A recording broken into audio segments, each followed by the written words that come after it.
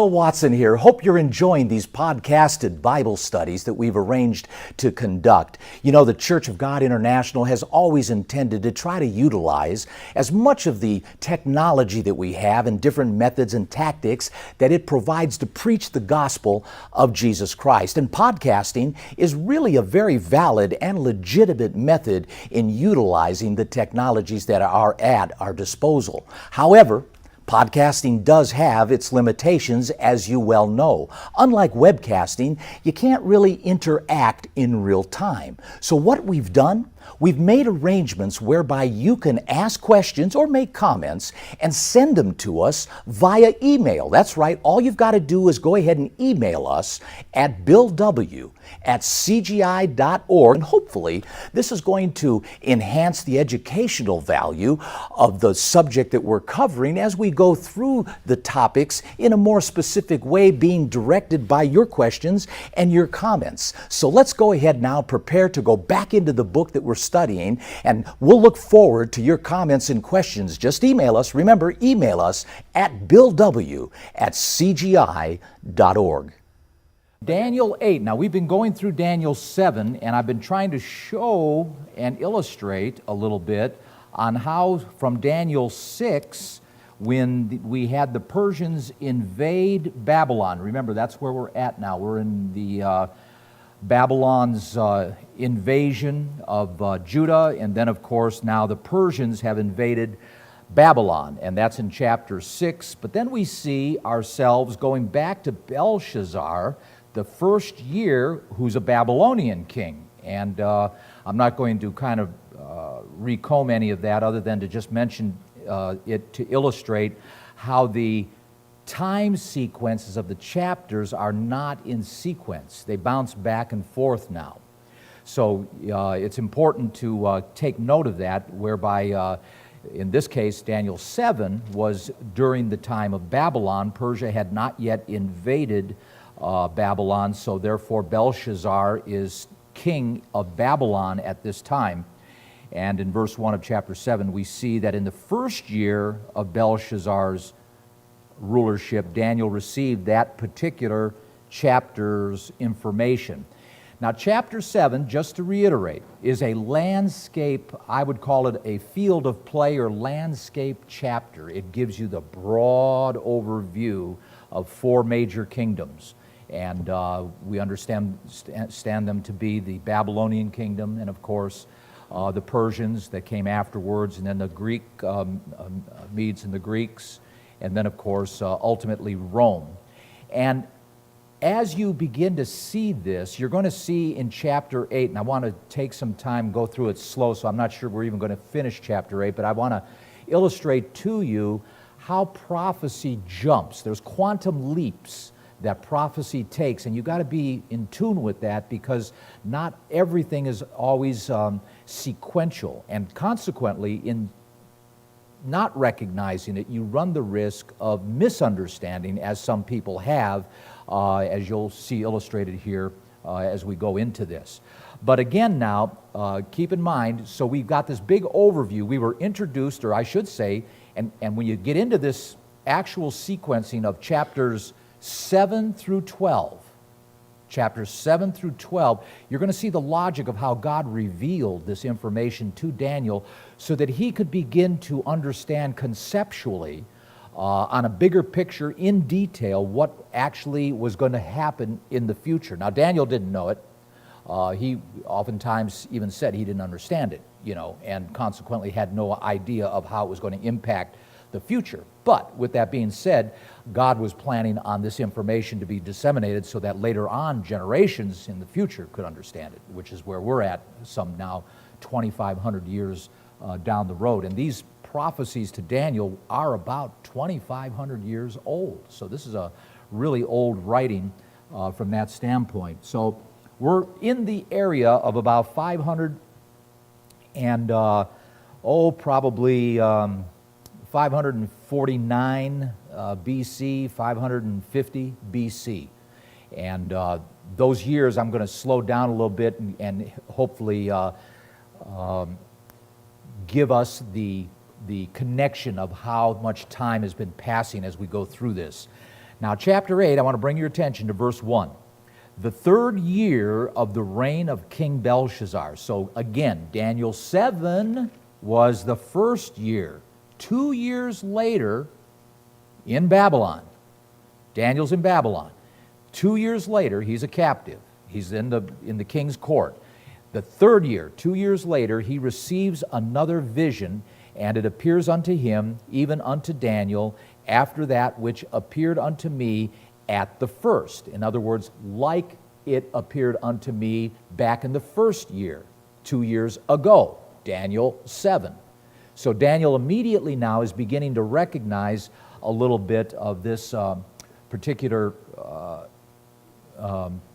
vision, and he's connecting it in similarity to what he received 2 years before when he was given the, what you could say, the field of play. I call it the grand look, the big landscape of this futuristic events that are going to happen with kingdom and empire after empire after empire. So here he is in the third year now, 2 years later, and he receives this vision like he did 2 years ago, he says. And in verse 2, he says, I saw in a vision, and it came to pass when I saw that I was in Shushan, in the palace, which is in the province of Elam, and I saw in a vision, and I was by the river Ulai. Now, Shushan happens to be, or actually turns out to be, later on, a major political capital of the Persians. So he was in this vision, advanced into kind of Persia's time, so to speak. What significance that had to do with, other than it was in that place, and Persia is the next kingdom after Babylon, although I don't know if he made that connection, but he was there in Shushan, and we certainly can make that connection because Shushan became the one of the political capitals of Persia, and Darius, the Persian king later on, actually liked Shushan. He always, that was one of his favorite cities that he would go to back in the day. But at any rate, Babylon now will get invaded later on by Darius in 539. So we're still about 11 years out from the invasion of the Persians at this point. So Daniel's getting this vision in the third year of Belshazzar, the Babylonian, and he says, I lifted up my eyes in verse 3, and I saw, and behold, there stood before the river a ram, which had 2 horns, and 2 horns were high, but one was higher than the other, and the higher came up last. And he goes on here in verse 4, I saw the ram pushing westward, northward, southward, so that no beasts might stand before him, neither was there any that could deliver out of his hand, but he did according to his will, and became great in this particular case. Now, in verse 20, I want to just jump ahead so that we're in contour with the vision. I'm going to cheat here a little bit and go to verse 20, advance to verse 20, so that we understand who this ram is. Because the interpretation is made clear later on to Daniel by Gabriel. We'll get to that, though, later. But I just want you, so that we're going through these first verses, to be in tune with who's who. We see here in verse 20, via Gabriel's interpretation to Daniel, that the ram which you saw, having 2 horns, are the kings of the Medes and the Persians. Okay? So what Daniel now is being introduced to, and I think this is an important understanding to grasp, because what you're seeing is an expansion. You're seeing kind of a detailed observation of what was kind of summarized in chapter 7, where he talks about the ram here, the lion, and the bear, that came after the lion, which was the Persians. And you really don't get a lot of detail on what the bear was and the 3 ribs, and you don't get a lot of detail on what the leopard was. But then later on, when you overlay chapter 8 onto chapter 7, now you begin to recognize the players, because we know historically that the Persians invaded the Babylonians. And in chapter 8, we're told the ram is the Persians. Medes and the Persians. Medes and the Persians. So here we've got the ram in verse 4 being identified. So in verse 5 now, as I was considering, behold, a goat came from the west, and on the face of the whole earth, and touched not the ground. It was real swift. And the goat had a notable horn between his eyes, one horn between his eyes. He came to the ram that had the two horns, which I had seen standing before the river, and ran in unto him in the fury of his great power. Now, in verse 4, I want you to keep in mind here, in verse 4, we're at about 539 BC. So Daniel jumped from his time, the third year of Belshazzar, and he jumped in his time that 11 years. And now he's in 539, from 550 roughly to 539 BC. And he jumps now ahead in this particular case here in verse 5. He jumps to 331 BC. So he goes from 539 to 339. And that's how long the Medes and the Persians held, I guess you could say, power from 539 BC to 331 BC, because they invade Greece invades the Persians in about 331 BC. So here you have in verse 6 then, he came to the ram and the two horns which I had seen standing before the river, and ran into him in fury and in power. And that takes us now to about 331 BC. Now, verse 7. And I saw him come close unto the ram, and he was moved with bitterness. He was moved, you could say, with viciousness. He was really upset against him, and smote the ram, this goat, and broke his two horns. And there was no power in the ram to stand before him, but he cast him down to the ground, stamped upon him, and there was none to deliver the ram out of the hand of this goat. So that takes us now, like I said, to 331 BC, where we started back in 539, back there in verses 3 and 4. You see how the time changes? Just by virtue of knowing the history, and we've got a nice position in that we're in the 21st century. We can look back at this, and this is all documented times and documented years, and we know when the empires were invaded and when the Greeks were, kicking back on the Persians and so forth, and that's all historical fact.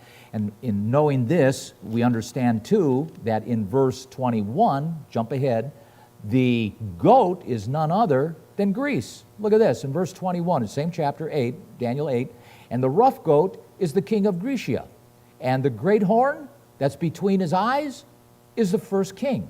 And we know that's Alexander the Great. Alexander the Great. So now we know where we are, and that's at the benefit of having Gabriel explain that to Daniel. But now going back to here to verse 8. So we've got the Persians being now kicked in the horns, I guess you could say, by the Greco-Macedonian Empire, led by their first king, Alexander the Great. And verse 8, therefore the he-goat waxed very great, and that's Alexander, we understand, and the Greek Empire, the Greco-Macedonian.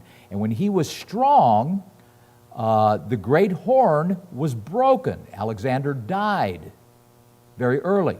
We jump now, just in this half verse, we jump from 331 to 301. We jump 30 years right here.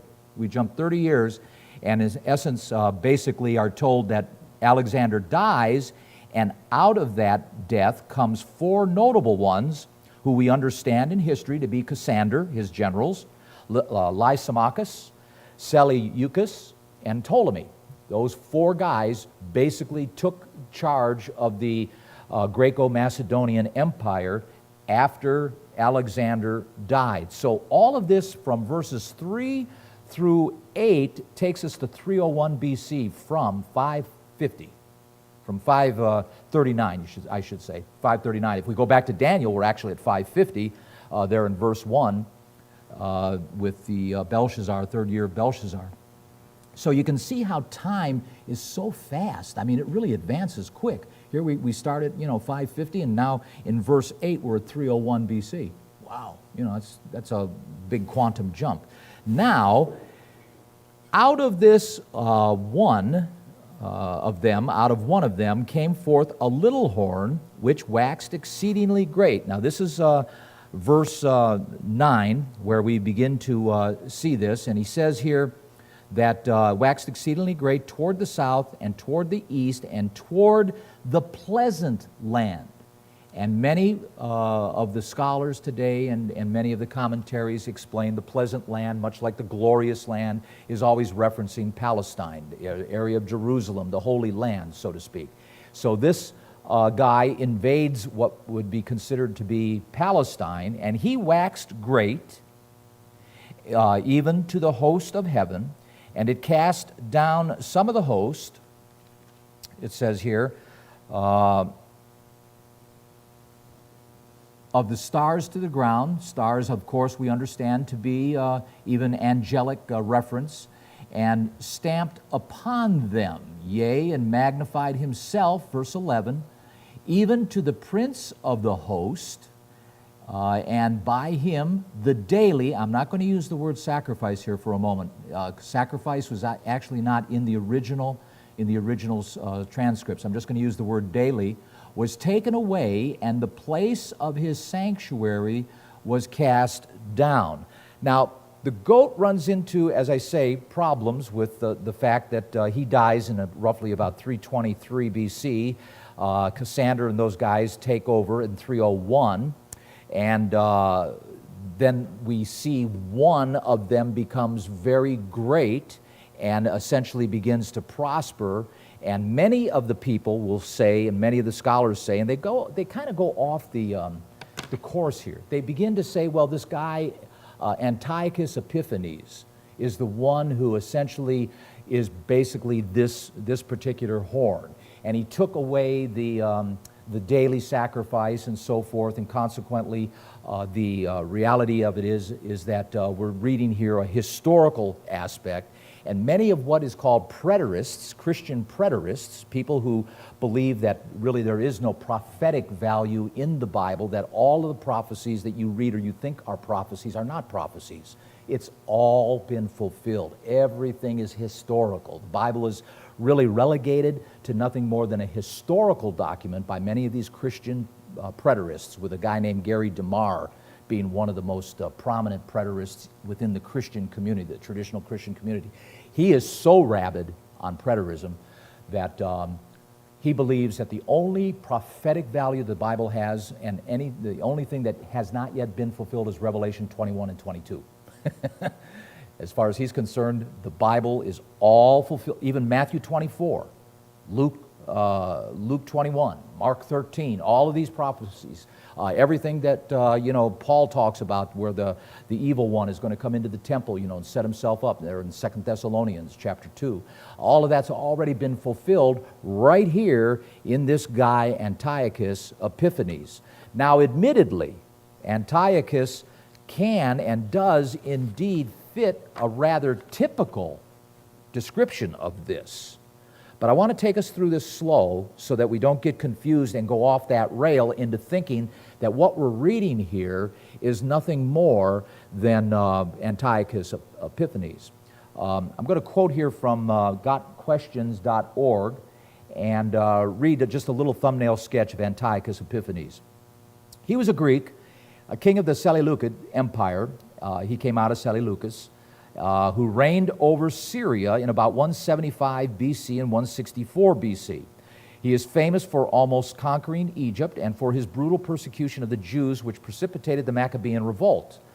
Antiochus was a ruthless and often capricious ruler. He is properly Antiochus IV, that's actually his proper name.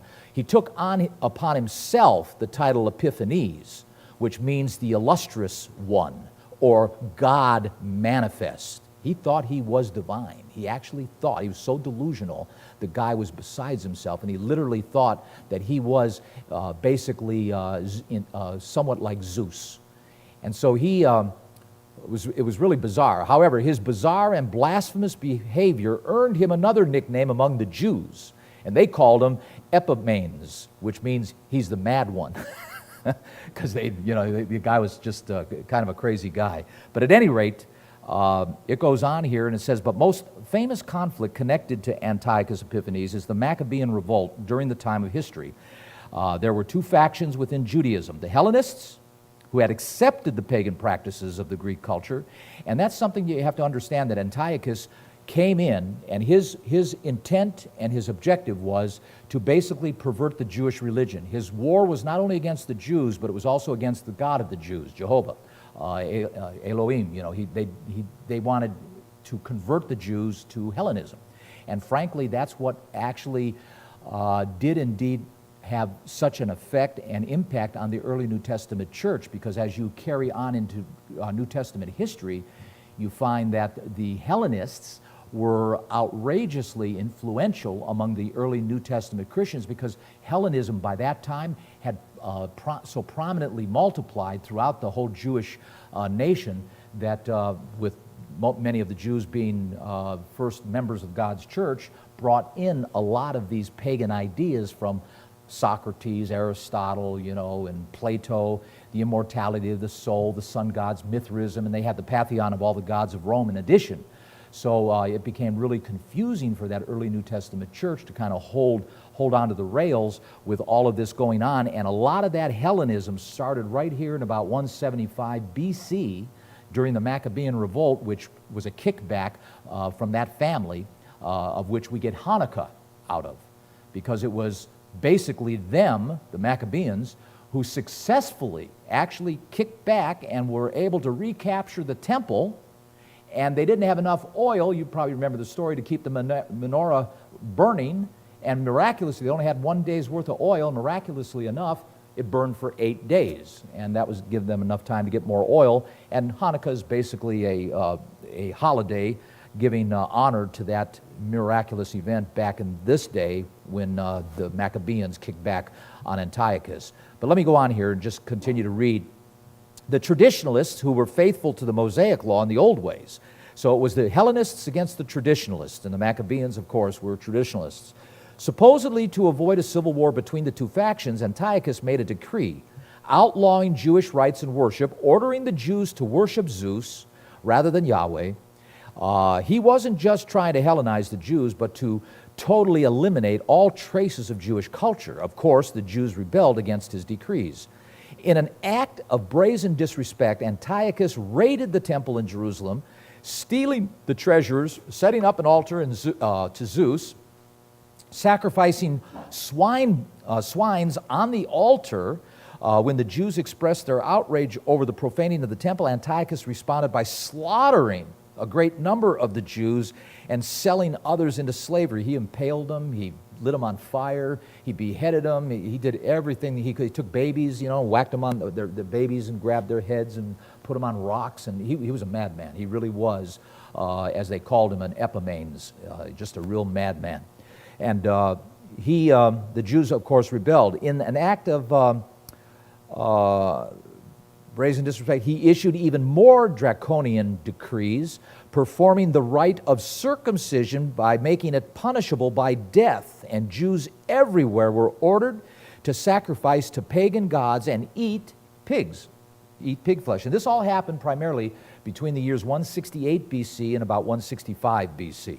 So many of the preterists are going to tell you right here in Daniel 8, verses roughly about 9, is it? Yeah, roughly about 9, with the little horn coming forth, through about 12 or so, that 13 actually, we'll get to that in a minute, was actually from 168 to 165 BC. Now let's go back here to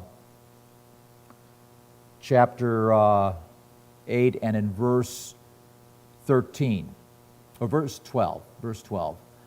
So he's magnifying himself in verse 11. Verse 12, he says, "And a host was given to him against the daily, I'm not going to say sacrifice yet, by reason of transgressions, and cast it down, the truth to the ground, and it practiced and prospered. And then I heard one saint speaking to another saint, and said unto that certain saint which spoke, How long shall be the vision concerning the daily sacrifice, I'm just going to say daily again, and the transgression of desolation, which happens to be a synonym for the desolation of abomination, or the abomination of desolation, same thing, transgression of desolation, to give both the sanctuary and the host to be trodden underfoot. And so that the preterists will say that takes us now to this time when Antiochus Epiphanes was basically the one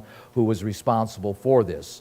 Finishing up this quote, the Jewish response was taken up arms in fight in about 67 BC, 167 to 166. Judas Maccabeus led the Jews in a series of victories over the military forces of the Syrian Greeks. After vanquishing Antiochus and the Seleucids, the Jews cleaned and restored the temple in about 165. Antiochus died.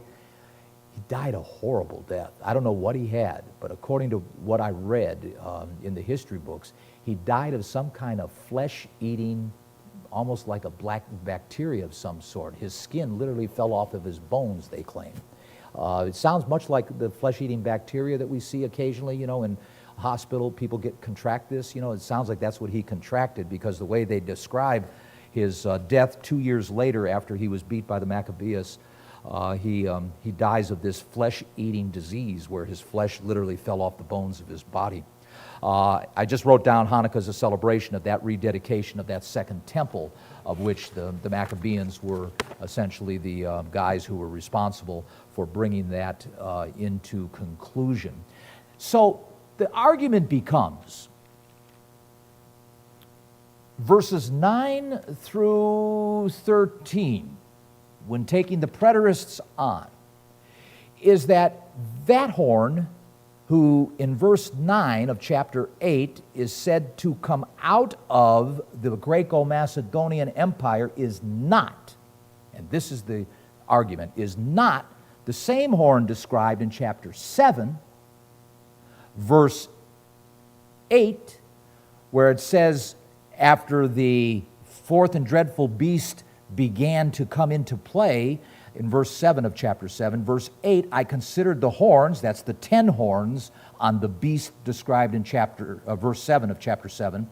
And he says in verse 8, I considered the horns, and behold, there came up among them another little horn. That little horn, the preterists will argue, is different than the one in chapter 8, verses 9. But we will see as we proceed through here, that's not true. That's not true. It is the same horn. And it is because of what Gabriel says later on in the chapter. So just bear with me as we go through this. But I wanted to lay down that argument so that you understand that if you come across somebody who claims, you can kind of talk to them a little bit about that, because the interpretation that Gabriel comes into and explains to Daniel says it all. I don't even know why people struggle with this. I scratch my head sometimes when I read books from scholars and other commentaries and so on as to why they don't see these things. But I for the life of me, sometimes don't understand how they don't grasp that. However, I will say this. Certainly the Antiochus Epiphanes event is very atypical or antitypical. It's a preempt of what is to come, as you will see, because the fact being is that there is going to be a horn that is going to rise up in the form of a beast and a false prophet, and is indeed going to set himself up. And let me take you over here to 2 Thessalonians, where even the Apostle Paul, who literally thought Jesus was going to return in his lifetime, and therefore was in a prophetic mode here in 2 Thessalonians, and chapter 2, he basically says this. Now we beseech you, brethren, in verse 1, chapter 2, 2 Thessalonians, by the coming of our Lord Jesus and by our gathering together to him, that you be not soon shaken in mind or troubled, neither by spirit or word, nor by letter from us. As that day, the return of Christ, is at hand, let no man deceive you by any means. For that day shall not come, except there come a falling away first, and that man of sin is the same guy who is essentially, as we understand him to be, the beast and or the combination of the false prophet, where we understand the distinction of those in other prophecies, but I'm not going to get into detail of that right now. And he says here, falling away first, that the man of sin be revealed, and the son of perdition, who opposes and exalts himself above all that is called God, or that is worshiped, so that he, as God, sits in the temple of God, showing himself that he is God. Antiochus did that very thing. That was considered to be the desolation of abomination, or the desolation that makes, or the abomination that makes desolate. And in essence, we're seeing here the Apostle Paul, however, is definitely, notice, tying it to the return of Christ. He says in verse 2, he says, that you be not soon shaken in mind or troubled, neither by spirit or word, nor by letter as from us, as that day of Christ is at hand. Let no man deceive you by any means. For that day, what day? The day Christ returns. That's what he's talking about. The day that Christ returns, except there come up first a falling away, and the man of sin be revealed. So there's going to be a man of sin at the end of the latter days, right prior to Christ's coming. That's a fact. And that has yet not happened because Christ hasn't come back yet. And so Paul, thinking Christ is still going to come back in his lifetime, and even saying he's going to set himself up in the temple. And why was Paul saying that? Because the temple was still there. Paul firmly believed that that temple in his day, because it was still there, it didn't go down yet. He was alive before Titus rolled in there at 70 A.D. So when Titus rolled in there at 70 A.D., he took the temple out. But Paul here, you're probably in about 55 A.D. You're about 15 years before the temple was taken out. Paul, as far as he was concerned, Jesus was coming back in his lifetime, and the man of sin was going to come into that temple and set himself up. That's what Paul was thinking. But the reality of it was, Paul was actually speaking prophetically thousands of years yet out ahead. He didn't even know it. But that's what we're seeing here, that he fully understood that this man of sin would not be revealed until, number one, a great falling away occurs, and number two, the man of sin is indeed revealed. So if indeed we cut the preterists, going back to Daniel 8, some slack, and we say, okay, we'll give you Antiochus Epiphanes as a pre-type, does not dismiss the fact that there is a desolation of abomination, or abomination of desolation. I don't know why I keep repeating that or reversing it. An abomination of desolation in the end times that's going to occur. And we'll see that here in a moment as we proceed down through the chapter. So we come to this Antiochus thing, and I want to read here from the Moffat translation. No, before that, I want to define this. Go back to the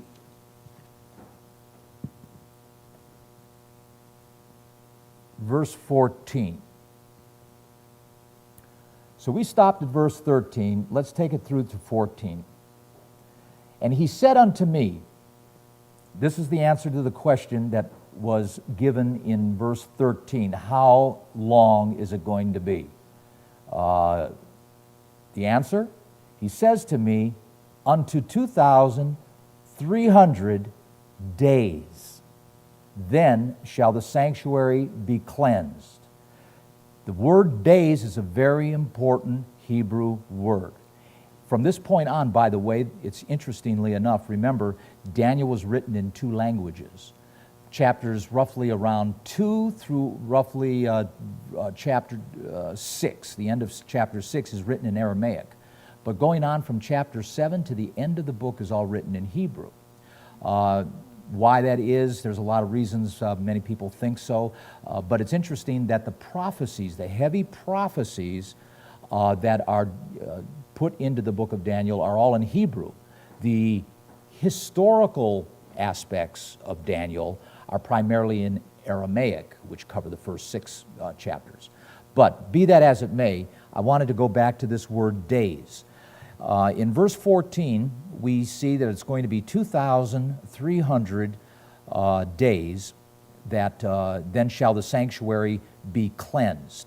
The word days comes from Ereb Boker, 2 Hebrew words. There is no English translation that could take this the way that the translators wanted to write it down.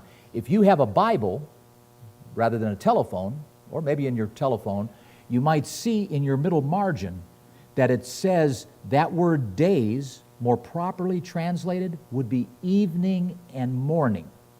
Evening and morning.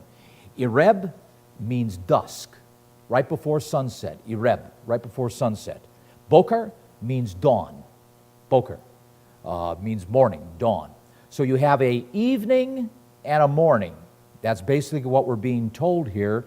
And so now, if we go back to verse 11, and we see that this guy who's magnifying himself even to the Prince of Hosts, which represents God, and by him the daily, now we can see why the word sacrifice is correct. Because daily, here in verse 14, the days actually means evening and morning, and there were only 2 sacrifices a day in the temple, of which Antiochus did away with, and of course appears to be done away with in the latter days as well, as we'll come to understand this when all these dots get connected. My point, just to lay this down to you, if this, and I'm not saying if because it will, becomes fulfilled, when it becomes fulfilled, I should say, what we're being told is there's going to be some kind of sacrificial altar active in the end times. There's going to be some kind of sacrificing going on in the end times. And so why? Because this man of sin, as Paul pointed out, who sets himself up as some great one, and as Daniel saw from this vision here that Gabriel in a minute is going to explain, actually was told that those sacrifices will indeed be done away with. Antiochus, if indeed he was a pre-type, did in fact do that. He took away the sacrifices, the daily sacrifices, when he set himself up in the temple. So in verse 15, and let me point this out before we just move on. Let me take you over here to Genesis chapter 1 for a moment. Chapter 1, just to make a point.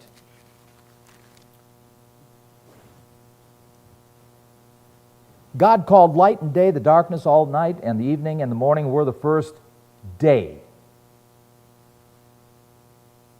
See that? That word there, day, is yom. Verse 8. Morning, the morning were the second day, yom. Verse 13. The evening and the morning were the third day, yom. If you go to chapter 6, I'm just giving you some examples. You can get your own concordance and check this stuff out. But in chapter 6 and in verse 3, you can see here, and the Lord said, My spirit shall not always strive with man, for that he also is flesh, yet his days, plural, go over here to keep your finger there in Genesis, go back to Daniel, and you see again, verse 14, chapter 8, book of Daniel, verse 14, chapter 8, he said unto me, unto 2,300 days. Is that the same word as Genesis 6:3? No. Genesis 6:3 is days, and that comes from Yami. That's the plural of Yom. Elohim is the plural of Eloah. Yom, singular, Yami is plural. So it's days in this case. And so we see that there is a word in the Hebrew for days and day, and it's not the same that was used in Daniel 8, verse 14. over here in Genesis 7:4, just finishing out this point of illustration. For yet 7 days, yami, and I will cause it to rain upon the earth, 40 days and 40 nights. And of course, Jonah, 3 verse 4, I won't turn there, I'll just reference it. He was in the fish's belly for 3 yamis, or yami, not yamis, yami. So again, days, Jonah was in there again for a plural of multiple days.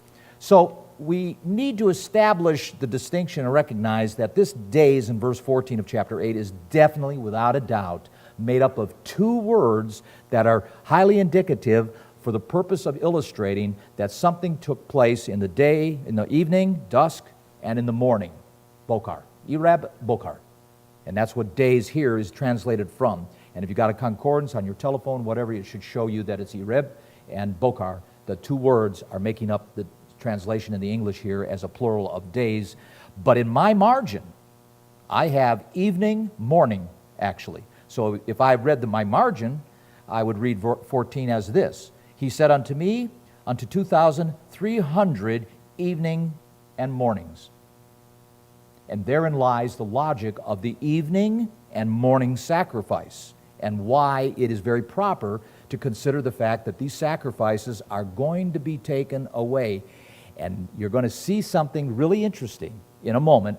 We're not going to really elaborate on it a lot, but I want to show you a peek in the future here of where we're going to go with this.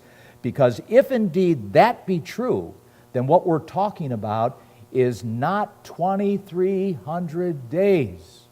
We're talking about 2,300 sacrifices, yes, that are done in 1,150 days.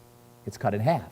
It's cut in half because we're talking sacrifices, not days. Ereb, Bokar, that morning and evening sacrifice. So it's not 2,300 days. Actually, it's 1,150 days.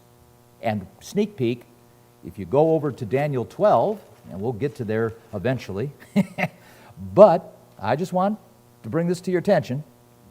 Verse 11, from the time the daily shall be taken away, this is chapter 12, verse 11.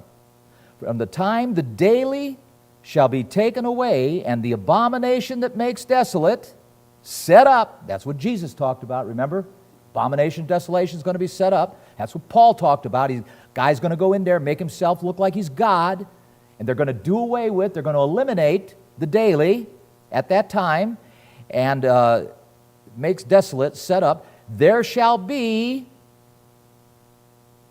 1,290 days, and blessed be he that waits and comes to the 1,335 days. So now we've got 1,290 and 1,335. And you also have, before 1,290, 1,150. You also have 1,150. 1,150, 1,290, and you have the 1,335. We'll get to that. We'll get to that later on. But for now, I just want you to take note and understand that those 1,150 days is actually what we're talking about there in chapter 8 of Daniel and in verse 14. So now, in verse 15, we begin to read here a little bit of the fact that Daniel is getting this vision. And he says here, it came to pass when even I, Daniel, had seen the vision and sought for the meaning, then behold, there stood before me as the appearance of a man. So he had an appearance of a man coming to him, and he saw him, and essentially this being is now going to interpret what we just read through verses 9 through 15. Before we do that, I want to read from the Moffat translation, verses 9 through 15, just for clarity purposes, so we get this seated in our mind. Moffat does, I think, a good job of translation here, verses 9 through 15 of chapter 8 in the book of Daniel. From one of these emerges a small horn, which grew to a great size in the direction of the south and the east and the fair land of Palestine. It swelled high as the starry host, Indeed, it flung some of the stars on high down to the ground and trampled on them. It even magnified itself to match the prince of the starry host, and deprived him of the daily sacrifice, demolishing the place of his sanctuary. Thus was the daily sacrifice profanely treated, and true religion was beaten down, and the horn prospered in its career. Then I overheard an angel speaking, and another angel said to the speaker, "How long is this to last? This that we see the daily sacrifice stopped, the appalling sacrilege, the trampling down of the sanctuary, and the starry host." The answer was for 2,300 evenings and mornings. Then shall the sanctuary be restored. Okay, so now we've got this in our heads as far as this guy coming in, running roughshod through the temple, taking away the daily sacrifices. We understand the daily sacrifices by the virtue of the word Erab and Bokar. And now we are going to get the interpretation of this angel coming to us with regards to giving it to Daniel. And we read in verse 16 now, I heard a man's voice. This is a third party. And he says, between the banks of Ulai, which called and said, Gabriel. So you got this voice. Daniel hears a voice. Gabriel. Gabriel's over here. He's one of the guys that Daniel's seeing. He says, Gabriel, make this man to understand the vision. Okay, so now Gabriel is going to speak. No, we don't need to interpret anything. Let's hear what Gabriel has to say. So he says here in verse 17, he came near where I stood, and when he came, I was afraid. I fell on my face. Notice he falls on his face. Whenever guys come in, I always like to say this and remind people, because when you see these guys on TV, they all fall backwards. You know, be healed, boom, and the guy falls on his back. But when you're in the presence of God, in most cases the Bible describes, unless you were the Pharisees coming up and all the Romans coming up to get Jesus, they all fell backwards. You know, when Jesus told them, here I am, and they all fell back. About 500 guys fell backwards with all their swords and clanks and shields and what have you. But in most cases, when you come in presence of God, you fall on your face. You prostrate yourself this way and in forward fashion. And so Daniel did that very thing. And he says, here he came, and I was afraid. I fell upon my face. We're in verse 17. But he said unto me, understand, O son of man, for at the time of the end shall be the vision, preterists. It puts it right here. We begin now to see that what was talked about with that little horn has to be more than just Antiochus Epiphanes. Because what the angel is saying is, I'm telling you, this is about the end times. And oh, wait till you see the detail this guy gets into, Gabriel, about the horn that we're reading about here. We're going to get into detail about it in a minute. He says here in verse 18, now, as he was speaking with me, I was in a deep sleep on my face toward the ground. But he touched me, and he set me upright. So he puts Daniel upright on his feet. And he said, behold, I'm going to make you to know what shall be in the last end of the indignation. For at the time appointed, the end shall be. So if I were in discussion with a preterist, and he was telling me, no, this has already all been fulfilled. This is Antiochus Epiphanes. I would say, now, wait a minute. This is not the time of the end. We're still here. This happened 2,500 years ago, 2,000 years ago. How can you be in thinking that that's all there is to this verses 9 through 15? It doesn't make any sense, especially when Gabriel puts it into a time sequence or a time context. Verse 20, we already kind of read this. He immediately launches out and identifies the ram and the he-goat, the rough goat. And he identifies them as the Medes and the Persians, and of course the Greco-Macedonians, the Greeks. With Alexander, we understand by history that it was Alexander who was the prominent horn in the head of the goat. In verse 22, we read this, now, that being broken, whereas four stood up for it, 4 kingdoms shall stand up out of the nation, but not in his power. And we understand, because we have the position, the posture, the time. We're in the 21st century. We can look back and we can see that Cassander, Lysimachus, and Seleucus and Ptolemy did take over Alexander's kingdom, just like that it was mentioned here, but they never did attain the same power that Alexander had. Now, verse 23, in the latter time of their kingdom, when the transgressors are come to the full, a king of fierce countenance and understanding dark sentences shall stand up. So we jump, brethren, we jump from the little horn in verse 9. Verse 8, we were at 301 BC. Verse 9, we are jumping to the little horn, and we're affirmed by Gabriel here in verse 22 that right after the four kingdoms fill their fulfillment, we jump a quantum leap to the latter time in verse 23, which I don't know what year that's going to be, nor do you.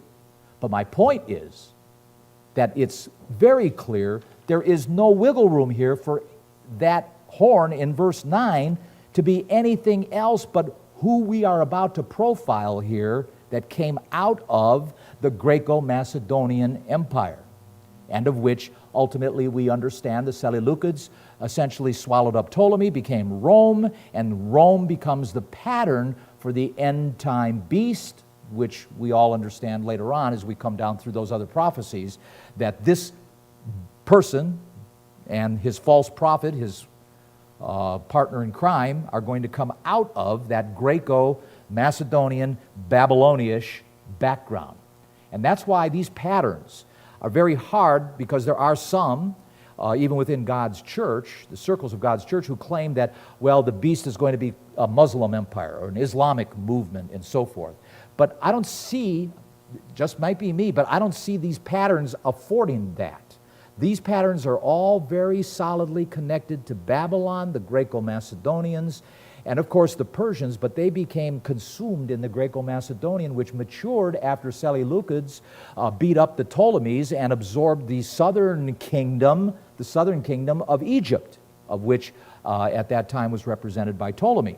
So that's another story, but the point of it is here, we see that in the latter time, this guy of fierce countenance and dark sentences shall stand up. Now, we're going to get another additional profile of this guy in chapter 11 as we go forward. We'll come back to this when we get into Daniel 11. But this is exciting stuff because it really begins to open up our understanding of what to look for in the end times of who this guy and his, of course, partner in crime, the false prophet, is going to be.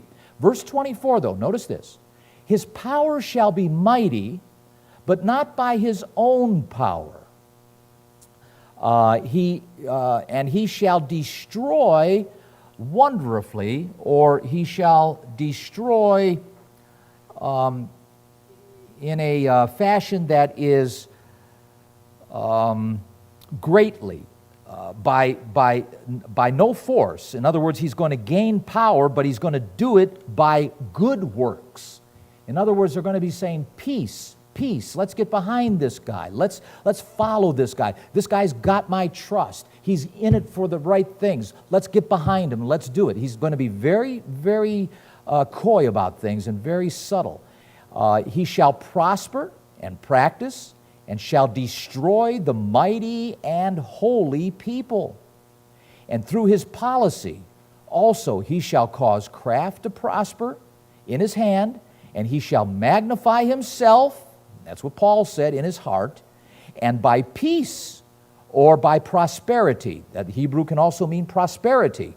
And if you read in Revelation 18, the prosperity of the beast, as you read the demise of the beast in Revelation 18, you'll also, if you read between the lines, you'll see how prosperous it was and how magnificent and beneficiary or benefiting it was to the world in many respects.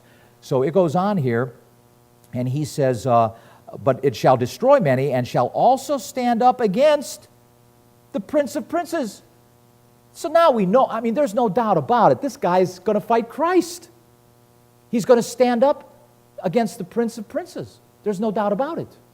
So we understand now that this horn over in, again, Daniel 8, I don't want to belabor this, but I want to hammer this so that we understand that this is not Antiochus Epiphanes. Oh, it could be a pre-type, of course, and we could cut him that slack in that respect. But by far, it is not a prophecy that has yet its total fulfillment, without a doubt, because we're being told clearly here, not only from Gabriel, that this guy is going to be in the latter times, but it's also this guy who's going to be fighting Christ, the Prince of Princes. And if you go to Revelation, I won't go there, but I'll just reference you there. If you go to Revelation chapter 17, you will see that it's the beast and the 10 horns that does indeed fight Christ upon his return. So here it is, the Prince of Princes, verse 25 now.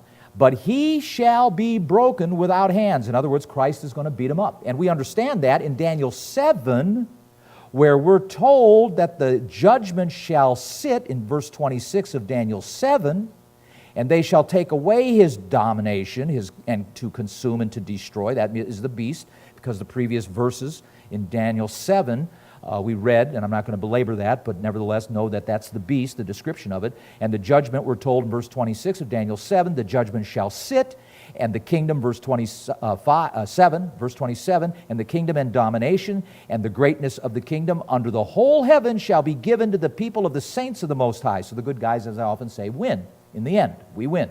And verse 27 there of chapter 7 in Daniel illustrates that. So back here now to Daniel 8, in verse 25, we see here that the Prince of Princes is going to break this guy who understands dark sentences and so forth without hands. And of course, that's Jesus. Now, verse 26, notice this. And the vision of the evening and the morning, which was told, is true. Therefore, shut you up the vision, for it shall be many days. And I, Daniel, fainted. I was sick certain days afterward. I rose up. I did the king's business, and I was astonished at the vision, but did not understand it. He didn't understand it. He got sick, but he didn't understand it. So we're told that the evening and the morning, and here we are actually the distinction of evening and morning. In other words, days was not used in the English. They used the right words here. It's dividing it up, showing. And it's interesting to note that is emphasized. And the vision of the evening and the mornings, referencing back over here to verse 14 where it says 2,300 days. And so essentially what you're being told is the dividing factor here is it's not 2,300 days, 24-hour periods. It's not. It's only 1,150.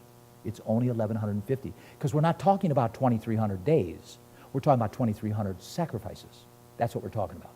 And Gabriel clarifies that, and it's properly translated in that respect.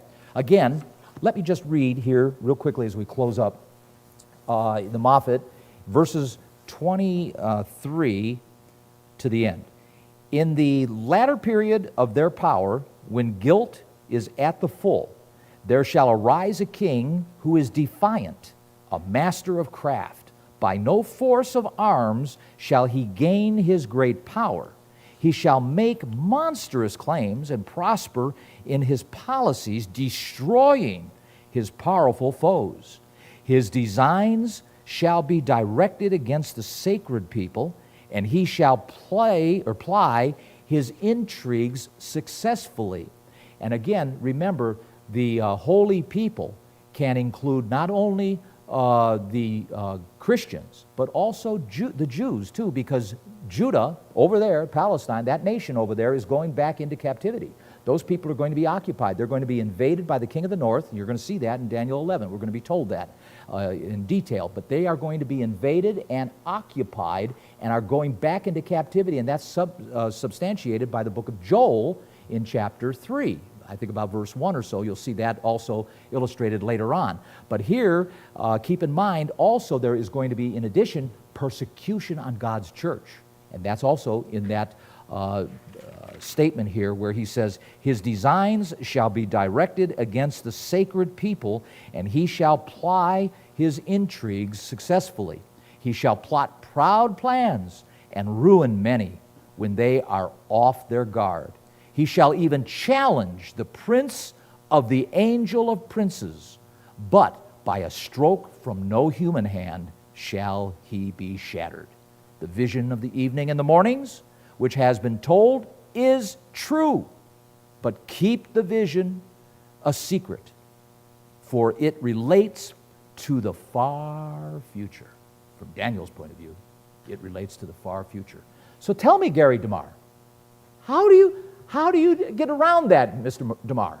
How do you get around that? I mean, that's Gabriel taught. You're going to take Gabriel's words to task? You see what I'm saying? So, brethren, you've got very clear evidence here that in due respect to the preterists, the argument does not stand. And consequently, what I'm saying is in Daniel chapter 8, in verse 9, is indeed the same horn as Daniel 7 over there in verse 8, where it says, and I considered the horn, and a little horn popped up. Those two horns, Daniel 7, verse 8, and in chapter 8, verse 9, are the both same in one. They are the same in one. And as you see the description of Gabriel stating that clearly there in his interpretation of the dream that he had interpreted with and for Daniel. So that takes us, we finished it. How about that? Wow, we did it. All right, we got through chapter 8. So we'll pick up on chapter 9, and that gets even more interesting. But any questions? Any statements? Any questions you guys have? We can take questions. Questions? Margie, you got any questions? No? I find it just so fascinating that these preterists, they take this stuff to task, and yet it's right there. And even some of the commentaries, too. I mean, the commentaries will also argue the fact that, well, this was fulfilled with Antiochus Epiphanes, I've got a paper that was written by somebody in God's church, as a matter of fact, who attempted to try to dissuade us from our understanding of Daniel 8. And that's why I find some of this study really refreshing to go back and kind of recomb through it, just to remember some of these things, that we were rooted in so many years ago about the truth and what it all means.